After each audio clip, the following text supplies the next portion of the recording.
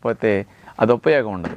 Cell ఫోన్లు, కంప్యూటర్లు, స్క్రీన్ల యొక్క వినియోగం ఎక్కువయ్యేసరికి చూపు దెబ్బతింటం ఎక్కువైంది. ఇవేమీ లేని రోజుల్లో చూపు ఏదో 40-50 ఏళ్ళకి పోయేది చదువుకునే వారికి కూడా. అసలు ఏం చదువు లేని వారికి 70-80 ఏళ్ళైనా సూదిలో దారం గుచ్చేటట్టు పోలేదు.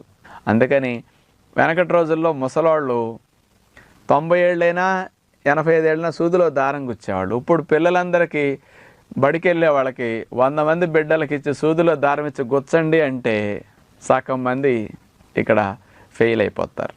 అంటే కళ్ళు పనిచేయట్లేదు. ముఖ్యంగా ఇలాంటి స్ట్రెయిన్ అవ్వటం. రెండవ కారణం ఎక్కువగా నిద్రపోకపోవటం. నిద్ర చాలకపోయినా కంటి చూపు తగ్గిపోతుందండి.